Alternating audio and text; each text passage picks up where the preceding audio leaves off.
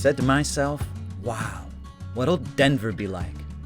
Before I knew it, we were going over the wholesale fruit markets outside Denver. There were smokestacks, smoke, rail yards, red brick buildings, and the distant downtown gray stone buildings. And here I was in Denver. I stumbled along with the most wicked grin of joy in the world among the old bums and beat cowboys of Larimer Street. That's how Jack Kerouac described Denver in his 1957 novel On the Road, which is kind of how I had always pictured the place, I'm ashamed to admit. But the city seems to have changed a lot since then.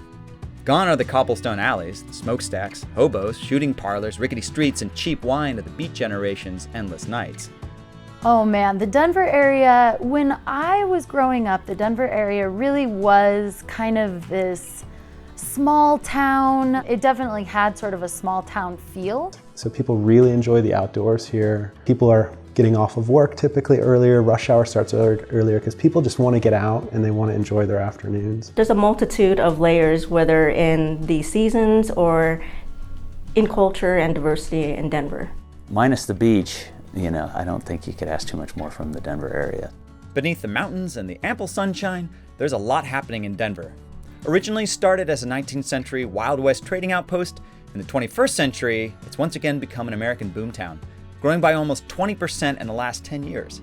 And all of that growth is not without its challenges. For the past 10 years, housing developments haven't kept up, so fixed amount of housing, lots more people, it just drives the prices through the roof. People just struggling to pay rent after every year it's been going up by double-digit increases. Lots of cities and towns across America are struggling with similar questions. And to me, it gets at one of the biggest existential questions facing many communities. How do you address the needs of those that have lived in a community for a long time while providing opportunities for newcomers? In other words, how do you make a home for both old and new residents alike?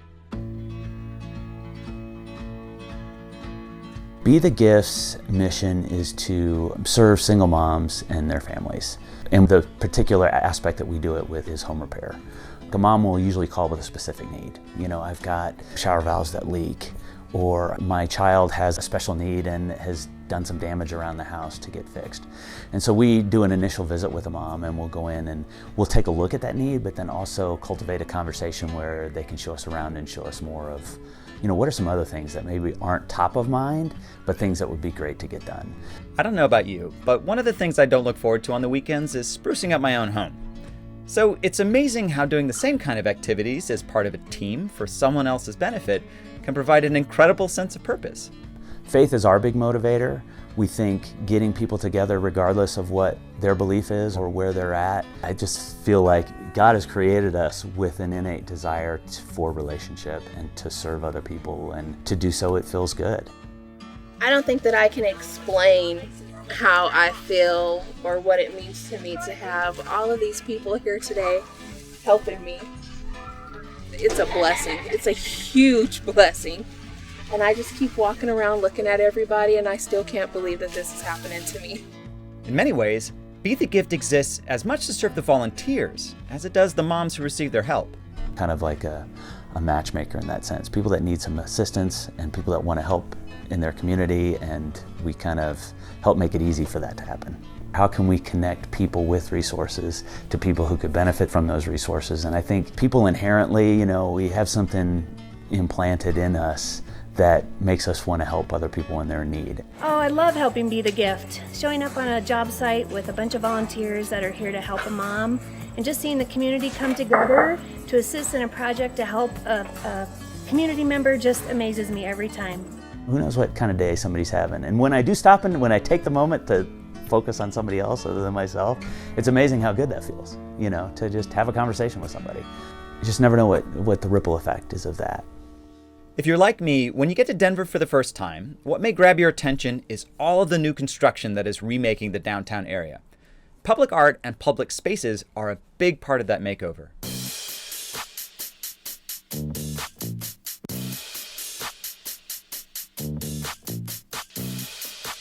Since 1996, Art Street has been pushing the idea of what art education can be and what it can look like. It's now part of the Youth Employment Academy, an organization that has developed a number of programs offering education and job opportunities to underserved youth throughout the city. The Art Street program really focuses on the creative industries specifically. So everything from graphic design to video to public art, and really giving youth an opportunity to see what those careers really look like, how you get involved in them, and using creative skills in other paths that may not just be drawing and painting and digital design.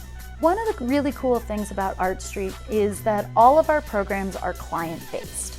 So every project that we do is a real-world project, it's a client-based project, and the students are working through it in order to create a final product or a final result. Art Street students have had their hands in a number of high-profile art projects that have changed the face of Denver. Everything from park beautification projects to large-scale murals. And when we visited the Art Street studio, they're working on a summer program called Journey to Unity.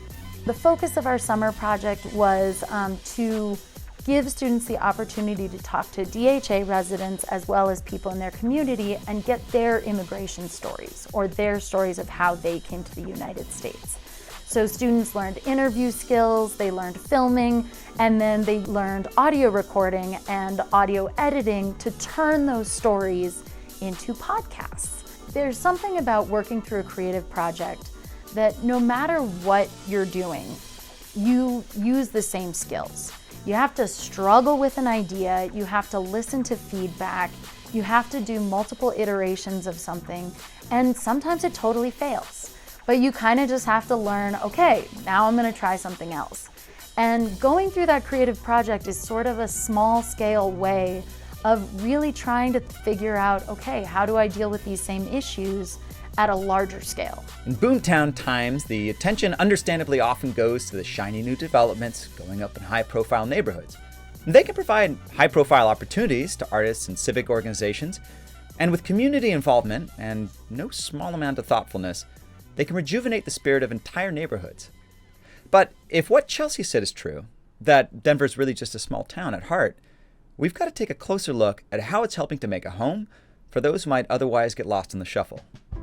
I'm Na Vuong Sandoval, and I'm originally from Saigon, Vietnam. I'm a political refugee from Vietnam. I came here to Denver when I was 6, when I was a child, so I started my formal education here in Denver. So almost all of my entire life has been in Denver. When we initially arrived here, it was pretty homogeneous, and that's not to say there are not homogeneous areas in the state. But as you know, with immigrants and with refugees, it brings an extra layer of diversity and an extra layer of awesome food and an extra layer of culture and customs that are perhaps foreign to certain neighborhoods. Bringing the stories of refugees like herself out of those communities is one of the ways that Na's advocacy work strives to make Denver a more welcoming home for all of its citizens. I am a speaker on the Colorado Refugee Speakers Bureau. We basically are deployed into the community to tell our stories in various capacities, whether smaller venues or big rallies that I've spoken at. There's a common thread in that at the end of the day, we just want to feel welcome. Because I can guarantee you, once you start talking to refugees, you're going to be as blown away as I am as far as just how incredible our community is and how much enrichment we get from having people who have lost so much but have given beyond comprehension. For Na, making Denver a more welcoming home also means focusing on the physical spaces that immigrants occupy. One of the neighborhoods that's near and dear to her heart is Little Saigon, centered around the busy thoroughfare of Federal Avenue. That was where we initially kind of put our stake in the ground for our Vietnamese community to say, although we're not in our homeland anymore, we still embrace the things that are important to us, which is community, family, culture, and of course, my favorite, food. One of the biggest champions for raising awareness about Little Saigon to the larger Denver community has been Denver Streets Partnership.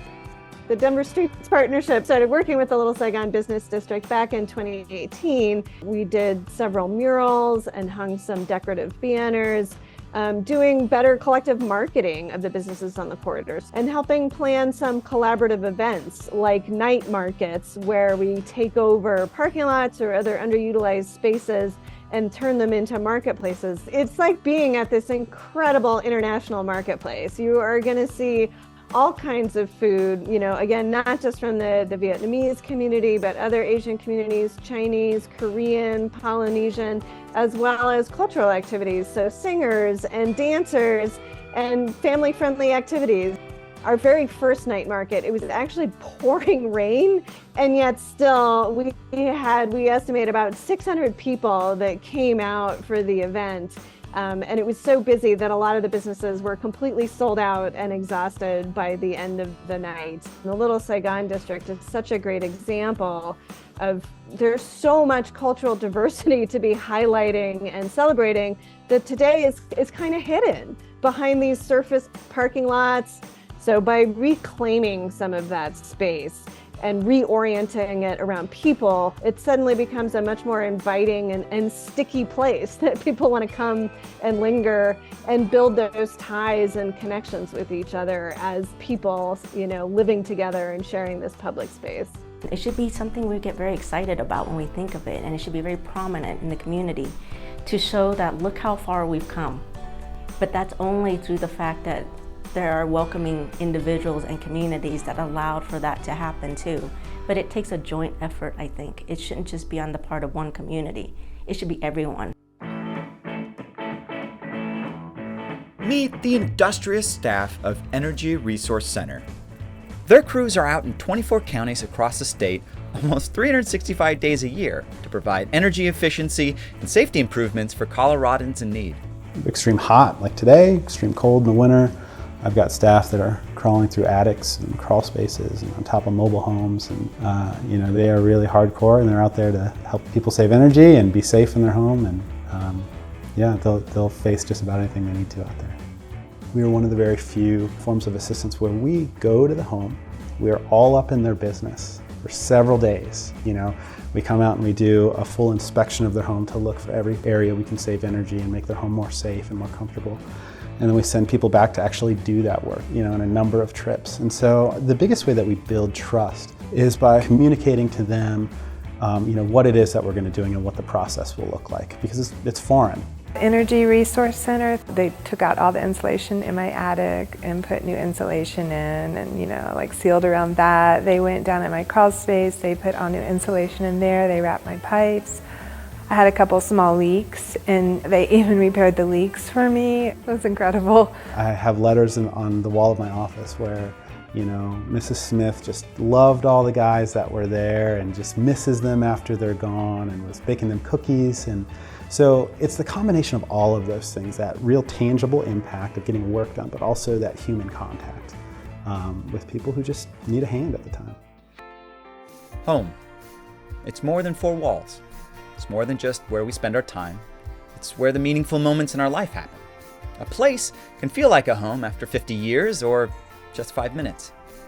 In Denver, we met a constellation of people all working to create or preserve a home for those most in need and for those who've been traditionally marginalized. In the process, the givers have been transformed too. These people that do this work, these men and women, have this special drive in their heart to really help people, not just to help make a company money or to, they really benefit from the fact that at the end of the day, their sweat in a hot attic is going to go to help somebody. I came into it kind of thinking okay, I'll teach art for a little while, I'll do some summer projects, but then you really start to see the impact of creative skills on youth. When I look at just my involvement over the years, there's not a community where I've done a project that when I drive through it again that I don't go, I know that person's story. It always helps when you have at least one human contact, one positive human contact to tell you, I want you to be here.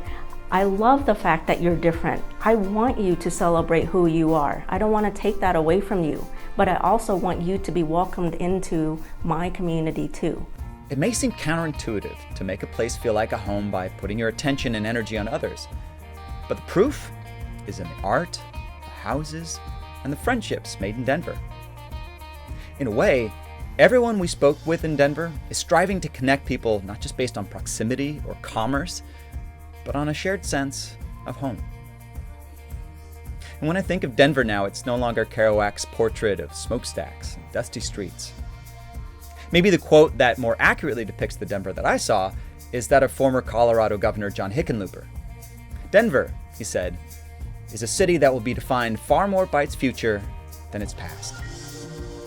And in my short time there, if its future is defined by the next generation of creators making their mark on public spaces, unlikely friendships being formed over a coat of paint, helpful crews making homes more secure and environmentally friendly, and immigrants bringing awesome food, well, that is a future that I am excited to see. And that's our show. Thanks so much for watching.